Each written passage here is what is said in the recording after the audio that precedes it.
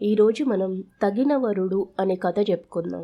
వైశాలి నగర రాజైన ప్రతాపరుద్రుడికి సూర్యకుమారి ఒక్కతే సంతానం. అందుచేత అతను ఆమెనే కొడుకు అనుకుని ఆమెకు ఇతర చదువులతో పాటు యుద్ధ విద్యలన్నీ నేర్పించాడు. ఆమె అన్ని యుద్ధ విద్యల్లోనూ అసామాన్య ప్రజ్ఞ సాధించింది. సూర్యకుమారికి యుక్త వయసు వచ్చింది. తన అనంతరం రాజ్యపాలన చేయవలసి ఉన్న తన కుమార్తెకు ఎలాంటి భర్తను ఎన్నిక చేయాలన్నది ప్రతాపరుద్రుడికి సమస్య అయ్యింది. ఆమెను చేసుకునే రాజకుమారుడు యుద్ధ విద్యలలో ఆమెను మించగలవాడైతే చుట్టుపక్కల ఉండే రాజులలో వైశాలి నగరాన్ని ఒక ఆడది పాలిస్తున్నదన్న తేలిక భావం ఉండదని ప్రతాపరుద్రుడు అనుకుని యుద్ధ విద్యలలో తన కుమార్తెను ఓడించగల వారికే ఆమెనిచ్చి పెళ్లి చేస్తానని దేశ దేశాలకు వర్తమానం పంపాడు. స్వయంవరం శుభదినాన అనేక మంది రాజులు రాజకుమారులు వైశాలి నగరం చేరారు. స్వయంవరానికి వచ్చిన వారిలో 2 ఆటవికులు కూడా ఉండడం చూసి ప్రతాపరుద్రుడు ఆశ్చర్యపోయాడు.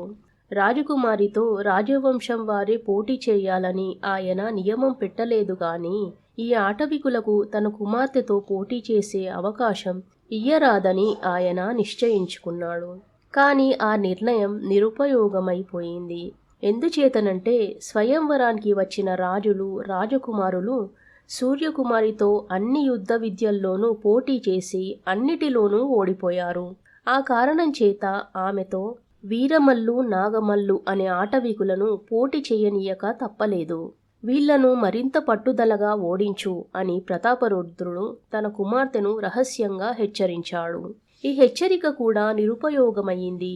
వీరమల్లు అన్ని యుద్ధ విద్యల్లోనూ సూర్యకుమారిని ఓడించాడు. ఆ వీరమల్లుకు తన కుమార్తెను పెళ్లి చేయకుండా తప్పించుకోవడానికి మార్గమేమిటా అని ఒక వంక రాజు మదన పడుతుంటే వీరమల్లు తనకు సూర్యకుమారికి పెళ్లి ప్రకటించమని తొందర చేయసాగాడు. ఇంతలో నాగమల్లు, మహారాజా, పోటీదారుల్లో నేనింకా మిగిలి ఉన్నాను.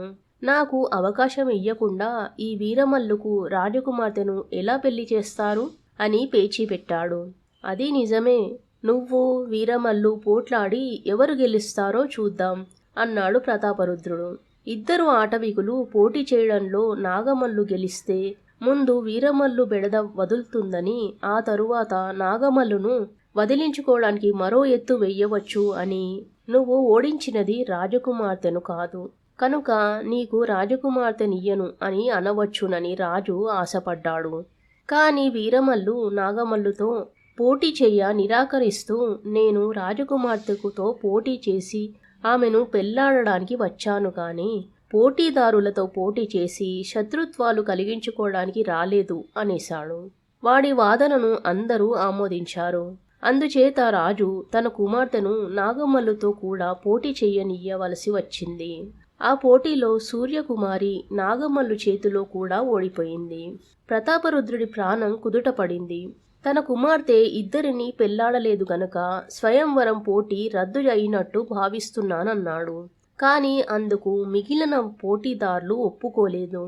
మేం చాతనైతే రాజకుమార్తెను పెళ్లాడడానికి, చాతకాకపోతే కనీసం ఆమె పెళ్లి చూడడానికి వచ్చాంగాని ఉత్తగా మా దేశాలకు తిరిగిపోవడానికి రాలేదు. తనను ఓడించిన 2లోనూ ఎవరినో ఒకరిని రాజకుమార్తె వరించి పెళ్లాడవచ్చును. ఇదే న్యాయమైన పద్ధతి అన్నారు. రాజకుమార్తె నిర్ణయం మర్నాడు దర్బారులో ప్రకటించబడుతుందని, అందరూ దర్బారులో మర్నాడు ఉదయం హాజరు కావలసిందని రాజు చెప్పాడు. ఆ రాత్రి వీరమల్లు రహస్యంగా రాజును కలుసుకుని సూర్యకుమారి వింటుండగా, మహారాజా, నేను కుంతల దేశపు రాజైన కేతువర్మ కుమారుణ్ణి. నా పేరు జయసింహుడు.